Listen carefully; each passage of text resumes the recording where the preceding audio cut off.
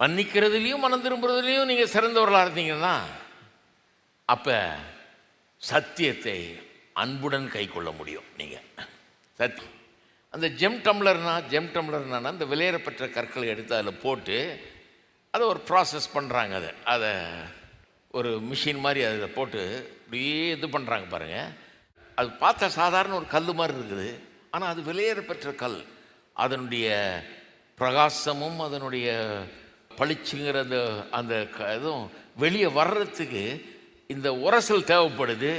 உரசி தான் அதனுடைய அழுக்கு குப்பையெல்லாம் நீங்கி அதுக்குள்ளே இருக்கிற அந்த மகிமையான தோற்றம் வெளிப்பட போகிறது. ஆனால் அதில் என்ன சொல்கிறாங்க, இது ரெண்டும் ஜெம் டம்ளரில் இந்த வெளியேறப்பெற்ற கற்களை போட்டிங்கன்னா வெறும் அதை போட்டிங்கன்னா பத்தாது, அது கூட தண்ணியும் ஊற்றணுன்றாங்க.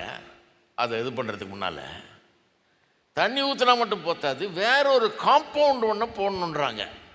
அப்ரேசிவ், ஒரு சொரசொரப்பான ஒரு காம்பவுண்டு, ஒரு பவுடர் மாதிரி பல விதமான ஒரு மணல் கணக்கில் இருக்கும் பாருங்கள். அதனுடைய திக்னஸ் பல்வேறு விதத்தில் இருக்குன்றாங்க. தேவைப்பட்ட விதத்தில் வாங்கிக்கலான்றாங்க. ரொம்ப ரொம்ப ரொம்ப ஃபைன் மணல் மாதிரியும் வாங்கிக்கலாம், அல்லது இன்னும் கொஞ்சம் கோர்ஸாகவும் வாங்கிக்கலாம். எப்படி தேவைப்படுதோ அப்படி வாங்கிக்கலாமா. அதோடு போட்டு தண்ணியும் ஊற்றி பண்ணாதான் அது கரெக்டாக வேலை செய்யும். அப்போ தான் அது உரசுறதுல தான் அது சுத்தமாகிறது, அது பளிச்சுனாகிறது, அதனுடைய மகிமை வெளிப்படுகிறது. அந்த விலையேறப்பெற்ற கல்லை மூடிக்கொண்டிருக்கிற அத்தனை அழுக்குகளும் எல்லா இதுவும் நீங்கி அதனுடைய மகிமை வெளிப்படுகிறது. இந்த கணவன் மனைவின்றவங்க இந்த விலையேறப்பெற்ற கற்கள் மாதிரி. கடவுள் என்ன பண்ணுறாரு, திருமணம்ங்கிற ஒரு ஜெம் டம்ளர் உள்ள கணவன் மனைவி உணர்ந்து போட்டுறாரு. இப்போ இதில் உள்ளே போட்டு உருட்டுறாரு. ரெண்டும் ஒன்றோடு ஒன்று மோதி உரசல் ஏற்பட்டு தான் அதனுடைய மகிமையே வெளிப்பட முடியும். ஆனால் அதில் அந்த இன்னொரு காம்பவுண்ட் ஒன்று போடலைன்னா இது ரெண்டும் ஒன்றோட ஒன்று பட்ட ஒன்று எகிரும் பாருங்க. பட்ட ஒன்று சரியாக உரசாது, சரியாக உரசி அதை க்ளீன் பண்ணாது. அதுக்கு பதிலாக ஒன்று உடைக்கும்.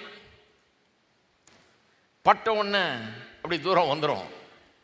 அது அங்கேயே இருந்து அந்த உரசலுக்குள்ளாகி நல்லா அந்த கிரைண்டிங் ஆகி நல்ல பளபளன்னு வரணுன்னா அந்த காம்பவுண்டை போட்டாகணுன்றாங்க. அந்த காம்பவுண்டை போட்டாகணும்னு சொல்கிறாங்க. சிலிக்கான் கார்பைடு, அதனால் உண்டான ஒரு காம்பவுண்டு, அதை போட்டாகணுன்றாங்க. அந்த காம்பவுண்ட் மாதிரி தான் இந்த கிரேஸ்.